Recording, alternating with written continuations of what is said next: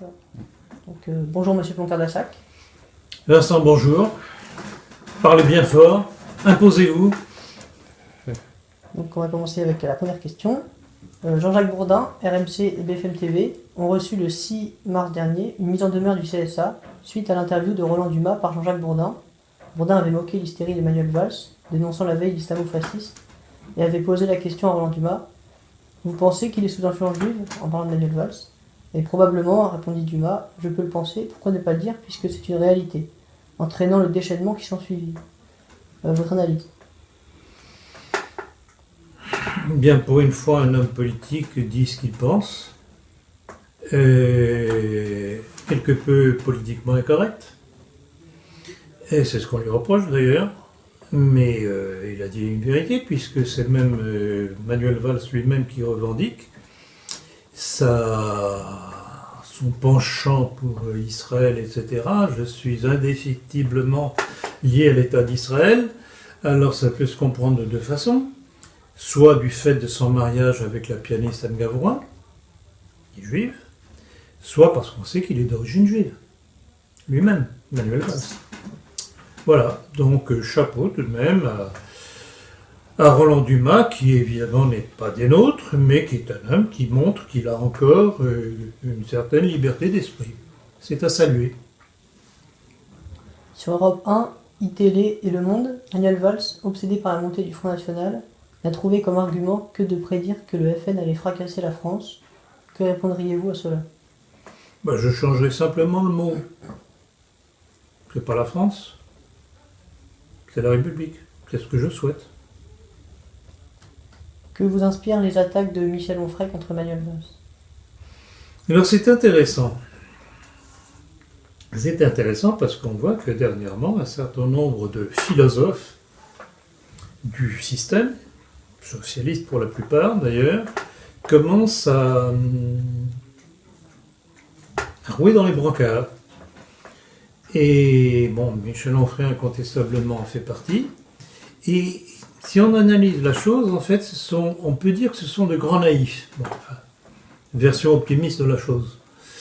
Ce sont de grands naïfs qui apparemment découvrent maintenant ce qu'est réellement la gauche. Qui en fait évolue avec Manuel Valls sous la houlette de cet insipide Hollande vers une véritable dictature. Et on ne se rend pas compte, mais tout doucement, imperceptiblement, nous sommes en train de rentrer en dictature, même si elle existait déjà, mais de façon beaucoup plus doucereuse, notamment avec Chirac et surtout avec Sarkozy.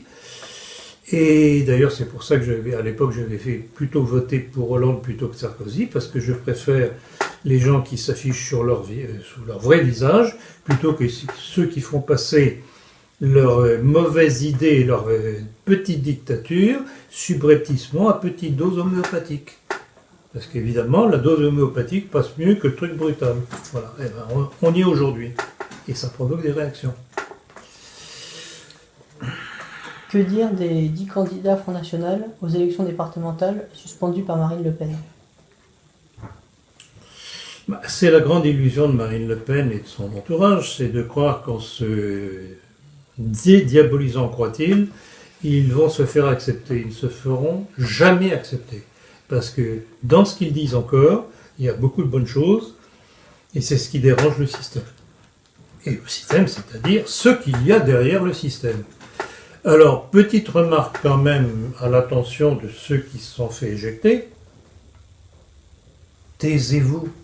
Vous n'êtes pas obligé de vous soulager sur Internet. Si vous voulez vous soulager, je vais être très vulgaire, allez aux toilettes.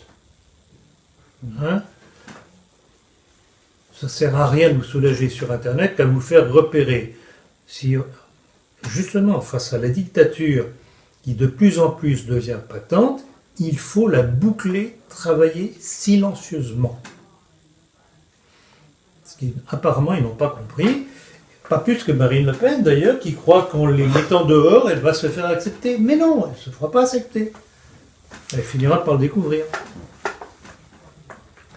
Yves Damécourt, tête de liste UMP en Gironde, a expliqué dans un entretien à Rue 89 qui était prêt en cas de présence du Front National au second tour, a appelé à voter pour un candidat communiste. Avez-vous un commentaire à faire sur cette déclaration? C'est l'éternelle alliance entre le gaullisme et le communisme. Il n'y a rien de changé. Il n'y a rien de changé. Je ne vois pas pourquoi on serait surpris aujourd'hui, alors que ça a été le but de la politique de gaullisme pour arriver et se maintenir au pouvoir. Tous les crimes gaulo-communistes, c'est pour ça qu'on dit gaulo-communistes, viennent de cette alliance entre le gaullisme et le communisme. Rien de nouveau sous le soleil. Avez-vous un commentaire à faire sur la sortie du second numéro des survivants de Charlie Hebdo? Ils continuent toujours leur blasphème. Il n'y a rien de changé. Ils changent un petit peu, ils édulcorent un tout petit peu, sauf vis-à-vis des symboles chrétiens. Alors on met la pédale douce pour le moment du côté de l'islam, et j'attends toujours qu'ils en fassent autant du côté catholique, qui cesse de blasphémer et contre le Christ et contre le pape, etc., avec des dessins particulièrement obscènes, abjects. Et j'attends aussi que, alors, à titre de symétrie, quel blasphème qu'ils font contre la religion catholique, ils s'intéressent aussi un petit peu au judaïsme. Sinon, c'est signé de leur part. On sait d'où viennent leurs attaques. Pensez-vous que la visite de 4 parlementaires de la République en Syrie ait été une bonne chose? Incontestablement, dans la mesure où certains hommes politiques essayent de comprendre ce qui se passe réellement au Moyen-Orient, le drame qui a été fabriqué, je dis bien fabriqué par les États-Unis pour se débarrasser de Bachar el-Assad, qui est un obstacle en vue de l'attaque suivante qui sera l'Iran, et en tant qu'allié de la Russie de Vladimir Poutine, il est évident que la Syrie de Bachar el-Assad est un pion qui doit sauter pour les intérêts américano-sionistes et mondialistes. Voilà, c'est tout. Alors, dans la mesure où ces parlementaires, UMP, etc., comprennent un petit peu la chose, d'ailleurs, ils se sont fait tomber à bras raccourcis par les médias, la gauche, pluriel et compagnie. Et Sarkozy aussi, qui les a traités de zouzou, je sais pas quoi, enfin, un mot très aimable comme d'habitude de sa part. Que dire des mesures antiterroristes prises par le gouvernement qui vont coûter près de 940 millions d'euros, et notamment de l'opération Sentinelle, qui consiste surtout à protéger des synagogues et des écoles juives, pour la modeste somme de 1 million d'euros par jour? Premièrement, c'est le contribuable français qui va payer pour un véritable montage.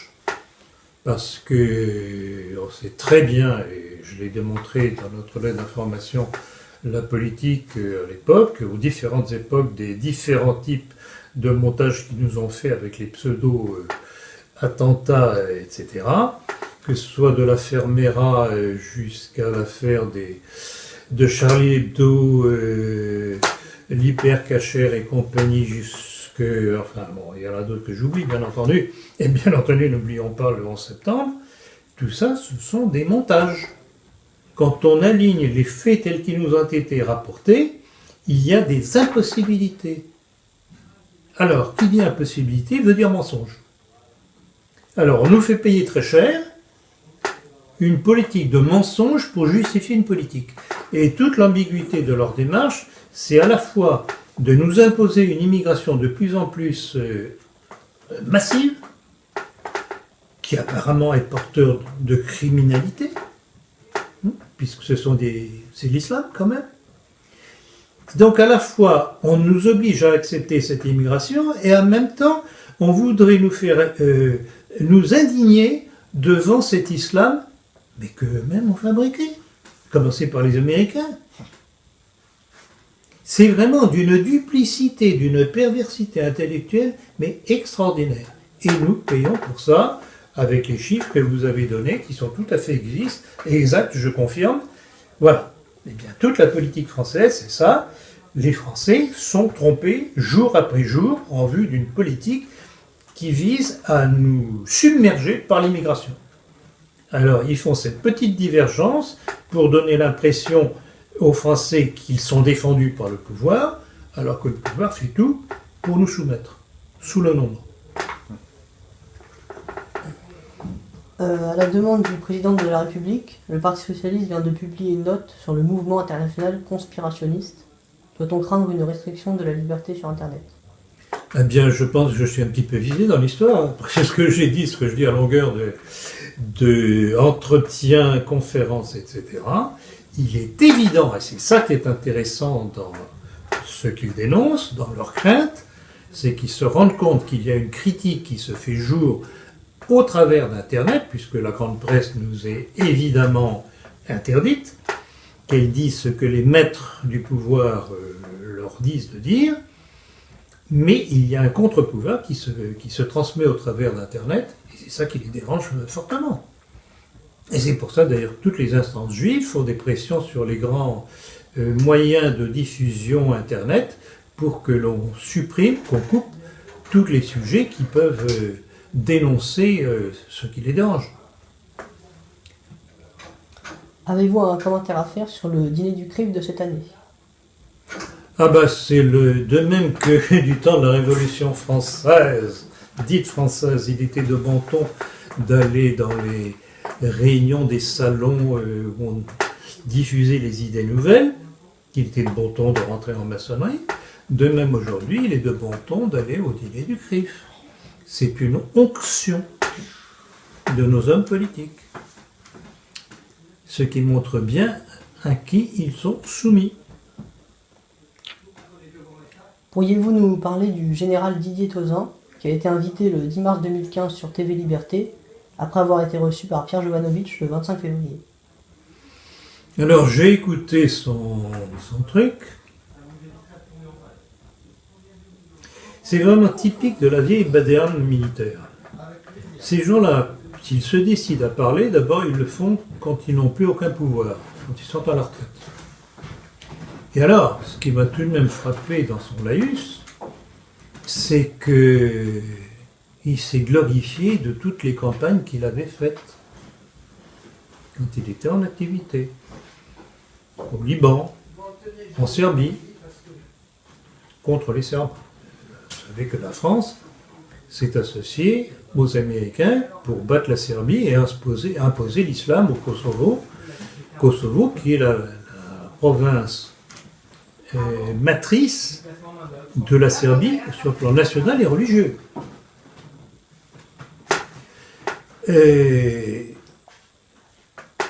L'Irak, etc., ils se vantent de tout ça. Mais ce général, visiblement, je regrette beaucoup, c'est Jay Badr, il est marre de ces militaires qui ne comprennent rien à rien, qui viennent donner des... Il n'a rien compris. Et il se glorifie de ses campagnes, croyant avoir servi la France, alors qu'il n'a servi que les intérêts du mondialisme. Alors il y en a marre. Tu veux liberté, moyennement.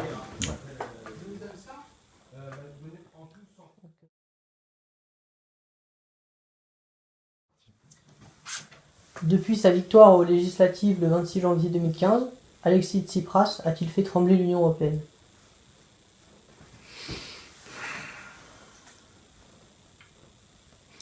Oui, mais j'ai tout de même toujours un petit peu l'impression que c'est un jeu de rôle.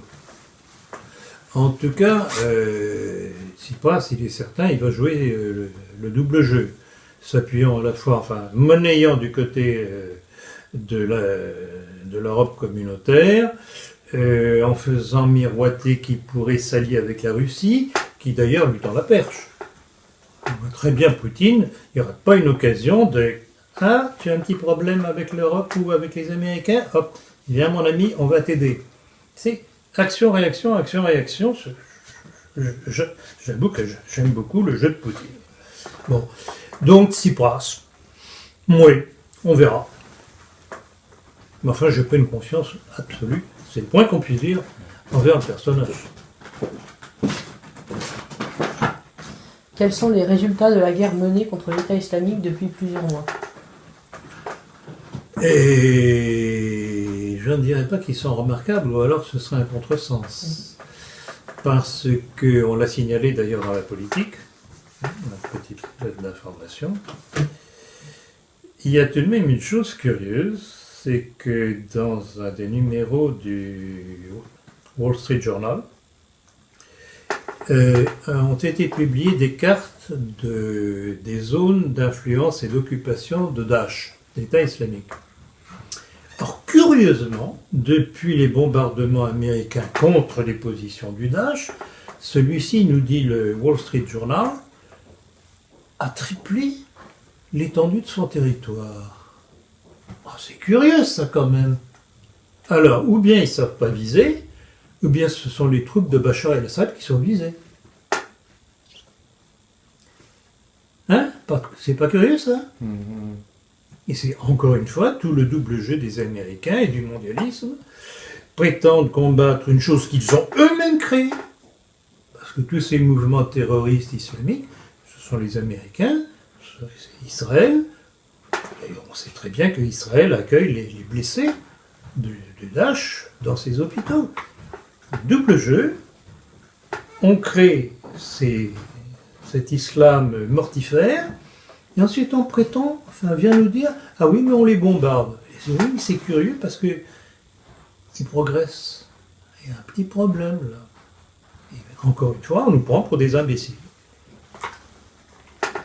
Selon le Washington Post, l'armée de mercenaires créée par la CIA contre Bachar al-Assad, après janvier 2014 en Syrie, le mouvement de la fermeté, qui comptait près de 5000 combattants, vient d'être dissoute après avoir été écrasé par Al-Qaïda. Que dire de cette information? Bon, alors ça, c'est une mouvance extrêmement mouvante, c'est le cas de le dire.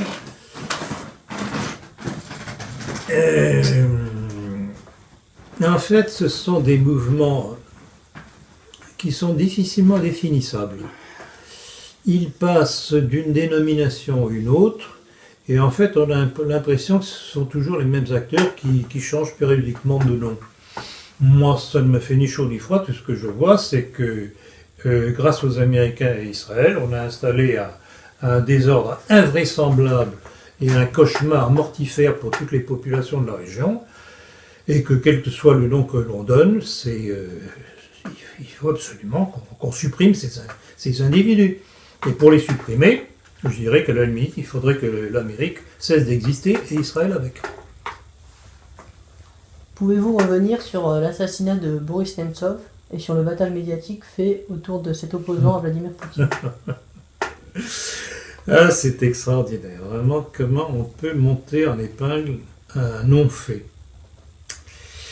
Première observation, l'assassinat de Boris Nemtsov est apparu à quelque temps de deux événements. Premier événement, la raclée qu'ont subi les troupes de Poroshenko, président ukrainien, soutenu par les Américains et tout l'Occident sioniste. Deuxièmement, c'est arrivé après une déclaration assez significative de Vladimir Poutine. C'était au moment de la commémoration de la libération du camp d'Auschwitz par les troupes soviétiques, où il énumère, et alors il plaint les malheureux qui sont morts dans ce camp, et plus largement dans les autres camps, et il énumère toutes les façons dont ils sont morts. La maladie, le typhus, la dénutrition, fusillés.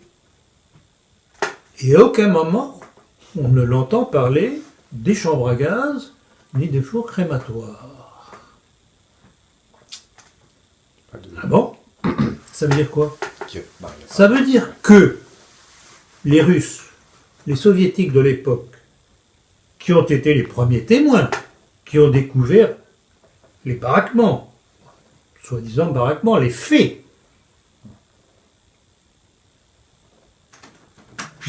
n'en parle pas. Ce n'est pas dans les archives. Et qu'est-ce que cela veut dire de la part de Poutine? En fait, c'est un avertissement aux Américains et au mondialisme sioniste. Je dis, écoutez, nous on sait. On sait que vous mentez. Point à la ligne. Et voilà pourquoi on nous a sorti Nemtsov. Or Nemtsov, aux dernières élections en Russie, il avait fait 1% à peine.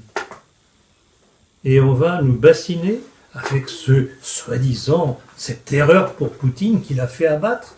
Est-ce qu'on abat un homme pour 1%? S'il y avait quelqu'un à abattre, ce serait plutôt George Soros. qui téléquipent toutes ces ONG qui cherchent à déstabiliser la Russie et tous les pays alliés de la Russie. Quelles ont été les suites au cessez-le-feu décidé lors des accords de Minsk II du 12 février 2015 ?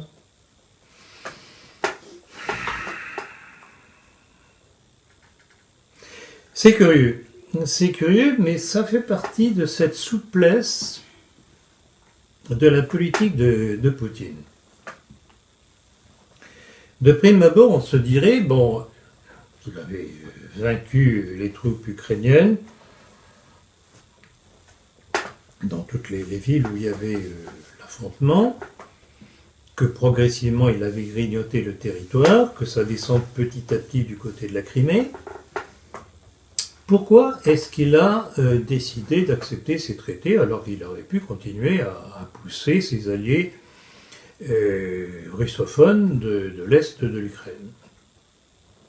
Ben, je crois qu'en fait, il joue le temps. J'ai souvent rappelé que c'était un judoka et un joueur d'échecs, entre autres choses. Il joue le temps, il joue ce que ses adversaires attendent de lui, qu'il fasse une faute. Eh bien non, lui attend que les autres fassent une faute. Donc, il accepte. L'autre propose une paix, Porochenko propose une paix parce qu'il voudrait bien pouvoir se réarmer avec les armes que les Américains sont en train de lui livrer. C'est évident que Poutine n'est pas dupe, mais il laisse faire, parce que dans le même temps, il y a de très gros problèmes internes en Ukraine. Donc, il laisse pourrir la situation. Pour moi, c'est ça l'explication de cette acceptation des traités de Minsk. Selon l'agence Frontex, le nombre de clandestins entrés dans l'Union européenne en 2014 a triplé par rapport à l'année précédente, soit près de 274 000 migrants illégaux. Quelles sont les causes et quelles conséquences peut-on craindre pour notre pays ? Les causes. Mais la première cause, c'est la décolonisation gaulliste. Ne serait-ce que pour tous les pays d'Afrique subsaharienne et l'Afrique musulmane, c'est la décolonisation. Ces peuples qui sont soi-disant indépendants aujourd'hui, qui n'arrivent plus à vivre et à survivre, qui sont la proie des maladies, des guerres tribales, des ceci et de cela, eh bien, ils n'auraient le salut que de venir chez l'affreux colonisateur. C'est tout de même assez drôle, si on peut rire de ça. Ça, c'est un des éléments. Le deuxième élément, c'est qu'il y a une immigration supplémentaire de boat people qui s'est ajoutée avec toute la déstabilisation du Moyen-Orient grâce à la politique américaine et sioniste et israélienne.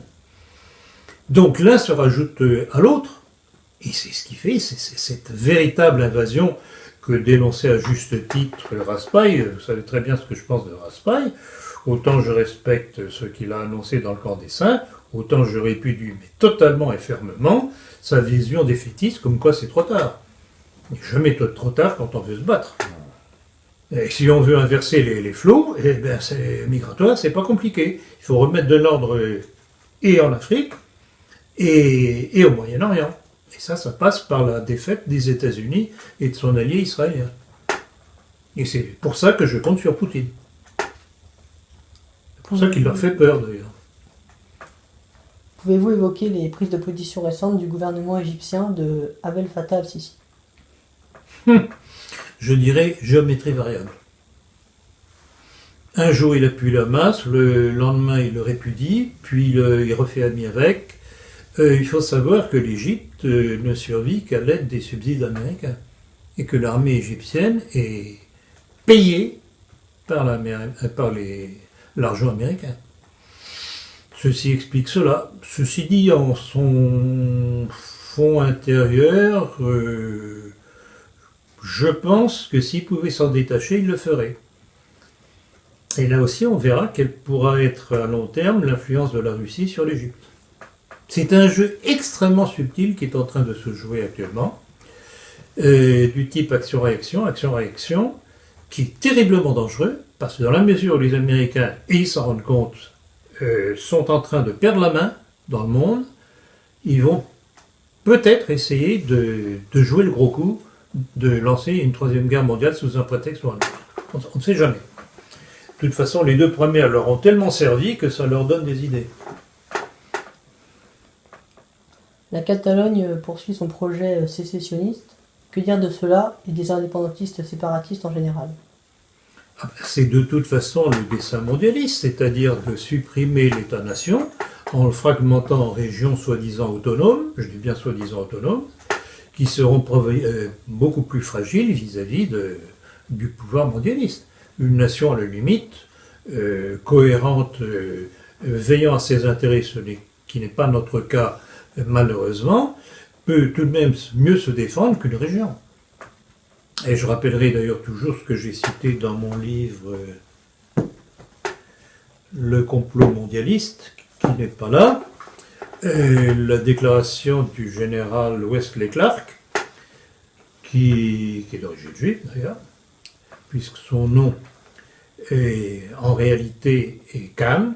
Clark, c'est le nom du mari de sa femme, de sa mère qui s'est remariée, qui disait, parlant de toutes ces régions qui allaient se rendre indépendantes, ce seront nos clients. C'est dans mon livre Le complot mondialiste. Donc le jeu est très simple, créer des entités faibles de façon à les avoir soumises aux intérêts anglo-saxons, mondialistes. Que pouvez-vous nous dire sur le discours de Benjamin Netanyahou au Congrès américain le 3 mars 2015? Il est allé vendre ses salades.